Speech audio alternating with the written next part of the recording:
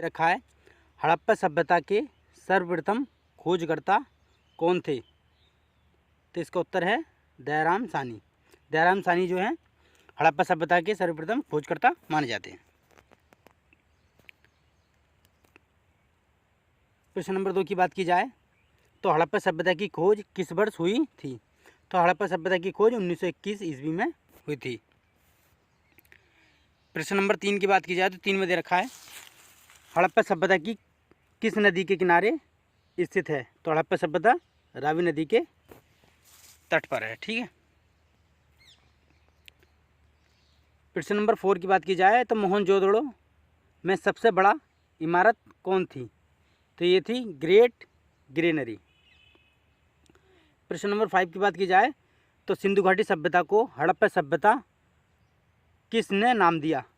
तो ये हमारे जॉन मार्शल ने नाम दिया था हड़प्पा सभ्यता को। सिंधु घाटी सभ्यता के हड़प्पा सभ्यता जो नाम दिया था ये जॉन मार्शल ने दिया था।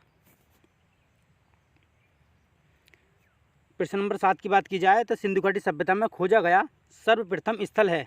तो सर्वप्रथम स्थल कौन सा है? ये हड़प्पा, जो बहुत बार रिपीट हुआ है। ये बहुत प्रश्न आते हैं, अधिकतर प्रश्न देखने को मिलते हैं हमें एग्जामों में, वनडे एग्जाम में बहुत ज़्यादा मिलते हैं।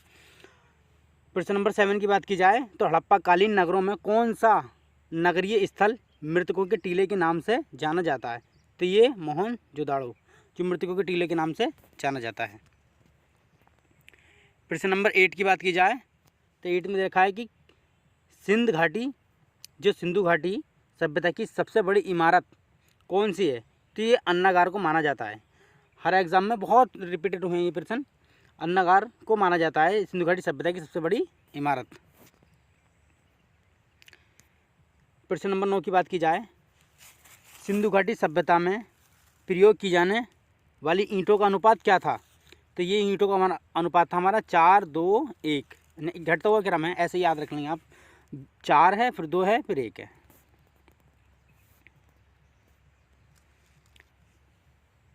प्रश्न नंबर 10 की बात की जाए, हड़प्पा सभ्यता का सबसे मान्यता प्राप्त काल कौन सा है? तो ये सबसे ज़्यादा जो मान्यता प्राप्त काल है हम 2500 ईसा पूर्व से 1750 ईसा पूर्व तक मानते हैं। कई किताबों में अलग अलग दे रखा है, मगर एग्जामों ने जो एनसीईआरटी ने जो माना है तो हमारे यही माना है 1500 ईसा पूर्व से 1750 ईसा पूर्व तक। प्रश्न नंबर 11 की बात की जाए तो 11 में दे रखा है, मोहनजोदड़ो का शाब्दिक अर्थ क्या है? तो यह है मृतकों का टीला, क्योंकि यहाँ से कंकाल प्राप्त हुए थे, इसी वजह से मोहनजोदड़ो का नाम जो है मृतकों का टीला रख दिया गया।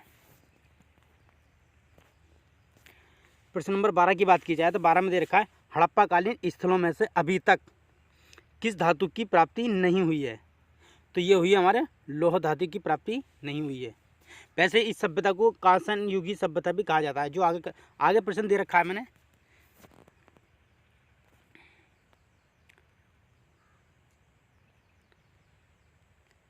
प्रश्न है, मैंने प्रश्न इस पर डाला नहीं था, धोलावीरा पुरातात्विक स्थल किस राज्य में स्थित है? तो ये हमारे गुजरात में है। हड़प्पाकालीन मोहरों का सर्वाधिक प्रचलित आकार क्या था? तो ये मोहरें जो थी हमारी वर्गाकार थी।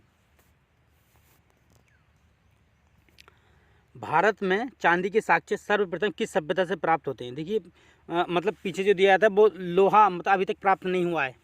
हड़प्पा सभ्यता में अभी तक हमें लोहा प्राप्त नहीं, मगर इसमें देखिए क्या रखा है, भारत में चांदी के साक्ष्य सर्वप्रथम किस सभ्यता से प्राप्त होते हैं? ये देखिए चांदी जो प्राप्त होते हैं हड़प्पा सभ्यता से प्राप्त होते हैं, बहुत पुरानी है।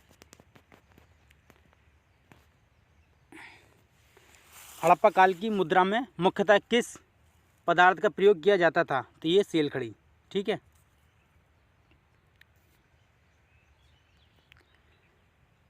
प्रश्न नंबर 15 की बात की जाए, 15 में देखा है, सिंधु घाटी सभ्यता में घोड़े के अवशेष कहाँ मिलते हैं? तो ये मिलता है सुतकंगाडोर।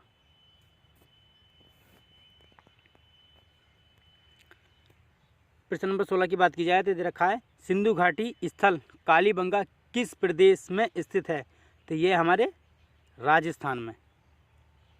प्रश्न नंबर 17 की बात की जाए तो 17 में दे रखा है, सिंधु घाटी सभ्यता के लोगों का मुख्य व्यवसाय क्या था? तो ये था हमारा व्यापार और कृषि। प्रश्न नंबर 18 की बात की जाए तो 18 में दे रखा है, हड़प्पा सभ्यता के घर किसके बने होते थे? तो ये हमारे उत्तर सही हो जाएगा, ईंटों के बने होते थे। प्रश्न नंबर 19 की बात की जाए तो 19 में दे रखा मोहनजोदड़ो कहाँ स्थित है? तो ये हमारे सिंध में स्थित है। प्रश्न नंबर 20 की बात की जाए तो 20 में दे रखा है भारत में सबसे बड़ा हड़प्पा पुरातात्विक स्थल कौन सा है? तो ये हमारा राखीगढ़ी। भारत में सबसे बड़ा पुरातात्विक स्थल है वो राखीगढ़ी है। हाथी का दांत पैमाना संदर्भ हड़प्पा संदर्भ से मिलता है, किस संदर्भ से मिलता है? तो ये हमारे लोथल गुजरात से मिलता है हाथी दांत का पैमाना। प्रश्न नंबर 22 की बात की जाए हड़प्पा स्थल से पक्की मिट्टी का पैमाना प्रतिवेदित है? तो ये कालीबंगा से प्रतिवेदित है। प्रश्न नंबर 23 की बात की जाए सिंधु घाटी सभ्यता का कौन सा स्थल लूनी नदी के तट पर स्थित है? तो ये हमारा धौलावीरा जो है क्या बोलते हैं, लूनी नदी के तट पर है। प्रश्न नंबर 24 है कि लोथल किस नदी के किनारे स्थित है? लोथल किस नदी की उपनदी के किनारे स्थित है? ये साबरमती के इस किनारे स्थित है। प्रश्न नंबर 25 है किस पुरातात्विक निर्देश के में हड़प्पा सभ्यता का ज्ञान प्राप्त हुआ? तो ये हमारा जॉन मार्शल के अध्यक्षता में हमें मतलब हड़प्पा सभ्यता का ज्ञान प्राप्त हुआ था। हड़प्पा सभ्यता किस युग की थी? तो ये कांसान युग की, मैंने आपको पहले ही बताया था कि ये प्रश्न मैंने आगे रखा है, कांस्य युगीन सभ्यता थी। बहुत बार पूछा जाता है, ये बहुत पूछा जाता है। प्रश्न नंबर 27 की बात की जाए तो 27 में रखा है सिंधु घाटी सभ्यता का कौन सा स्थल चतुर्भुज के रूप में स्थित है? तो ये हमारा धौलावीरा चतुर्भुज के रूप में स्थित है। ये है सिंधु घाटी सिंध प्रदेश में आग में पकी मिट्टी की मूर्ति मिली है, इन्हें क्या कहा जाता था? तो ये टेराकोटा कहा जाता था। प्रश्न नंबर 29 दे रखा है एक मोहर जिस पर पशुपति शिव की मूर्ति बनी है किस स्थान से प्राप्त हुई है? तो ये मैं मोहनजोदड़ो से प्राप्त हुई है। प्रश्न नंबर 30 की बात की जाए तो 30 में दे रखा है इस सिद्धांत का किसने प्रतिपादित किया कि हड़प्पा के लोग शिव की पूजा करते थे? तो ये जॉन मार्शल ने प्रतिपादित किया कि हड़प्पा सभ्यता के लोग शिव की पूजा करते थे। प्रश्न नंबर 31 की बात की जाए दयाराम साहनी ने हड़प्पा सभ्यता का पतन मुख्य कारण माना? तो ये भूगर्भिक परिवर्तन को माना।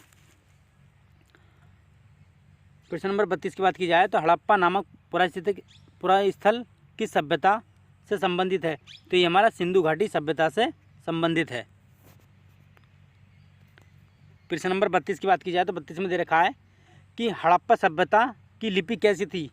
तो ये भाव चित्रात्मक लिपि थी जो अभी तक पढ़ी नहीं गई है।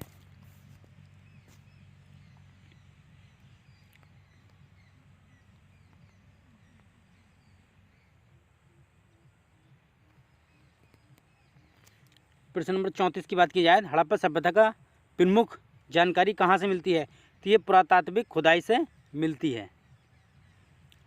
बात की जाए 35 की तो 35 में दरकार सिंधु घाटी सभ्यता किससे संबंधित है? तो यह ऐतिहासिक युग से संबंधित है।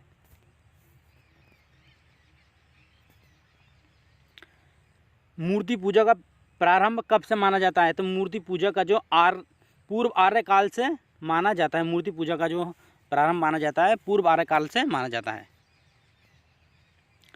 हड़प्पा सभ्यता के समकालीन रंगपुर कहाँ स्थित है? ये सौराष्ट्र में स्थित है।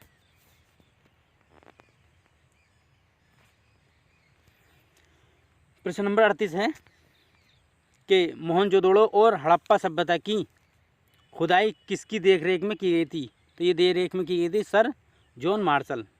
मतलब कई प्रकार से कई टाइप से पूछ सकता है इसी प्रश्न को। ऊपर भी दे रखा थी मैंने और ये भी दे रखा था। सिंधु घाटी के लोग किसकी पूजा करते थे? तो ये पशुपति की या मृत देवी की, सही है। इन दोनों में से कोई सा भी ऑप्शन मिल सकता है आपको। प्रश्न नंबर 40 है। 40 में दे रखा आधुनिक देवनागरी लिपि प्राचीन रूप क्या है, तो ये ब्राह्मी रूप लिपि है। प्रश्न नंबर 41 की बात की जाए तो इसमें विश्व में सबसे पहले कपास की खेती आरंभ हुई, तो ये भारत में हुई, सही है।